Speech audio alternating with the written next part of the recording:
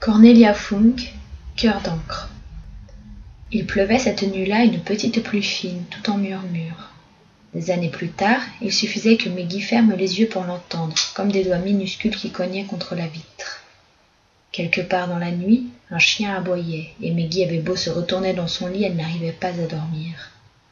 Le livre qu'elle avait glissé sous son oreiller avant d'éteindre se pressait contre son oreille comme s'il voulait l'attirer de nouveau entre ses pages imprimées.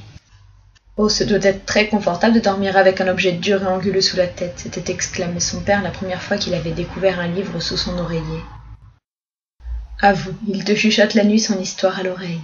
Ça arrive, avait répondu Meggy, mais ça marche qu'avec les enfants. Alors, Mo lui avait pincé le bout du nez. Mo.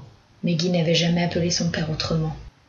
Cette nuit-là, où tout commença et où tant de choses changèrent pour toujours, Meggy avait glissé un de ses livres préférés sous son oreiller, et comme la pluie l'empêchait de dormir, elle se redressa, se frotta les yeux pour en chasser la fatigue, et attrapa le livre.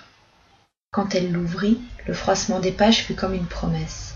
Meggy trouvait que ce premier murmure était différent pour chaque livre, selon qu'elle en connût déjà l'histoire ou non. Maintenant, il lui fallait de la lumière. Elle avait caché une boîte d'allumettes dans le tiroir de sa table de nuit. Mo lui avait défendu d'allumer des bougies la nuit. Il n'aimait pas le feu. Le feu dévore les livres, disait-il. Mais enfin, Meggy avait 12 ans et elle était en âge de faire attention. Meggy adorait lire à la lueur de la bougie. Sur le rebord de sa fenêtre, elle avait 3 photophores et 3 chandeliers. Elle était justement en train de maintenir son allumette au-dessus d'une des mèches noires lorsqu'elle entendit les pas dehors. Inquiète, elle souffla l'allumette.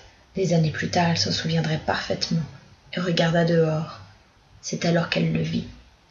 La nuit pâlissait sous la pluie et l'inconnu n'était guère plus qu'une ombre. Seul son visage, tourné vers la maison, était éclairé. Ses cheveux étaient collés sur son front trempé. La pluie ruisselait sur lui, mais il n'y prenait pas garde. Il était immobile, les bras serrés contre la poitrine comme s'il voulait se réchauffer, au moins un peu. Il regardait fixement la maison. « Il faut que je réveille Mo », songea Meggy. Mais elle resta assise, le cœur battant, scrutant la nuit comme si l'inconnu lui avait communiqué son immobilité. Soudain, il tourna la tête et Meggy eut l'impression qu'il la regardait droit dans les yeux. Elle sauta de son lit, si vite que le livre ouvert tomba par terre. Pieds nus, elle se précipita dans le couloir sombre. Il faisait frais dans la vieille maison, bien que l'on soit déjà fin mai. Dans la chambre de Mo, la lumière était allumée. Il restait souvent éveillé très tard et lisait. Meggy avait hérité de lui sa passion des livres. Quand elle avait fait un cauchemar et qu'elle venait se réfugier près de lui, rien ne l'aidait mieux à s'endormir que la respiration régulière de Mo et le bruit des pages qu'il tournait. Rien ne chassait mieux les mauvais rêves que le froissement du papier imprimé. Mais la silhouette devant la maison n'était pas un rêve.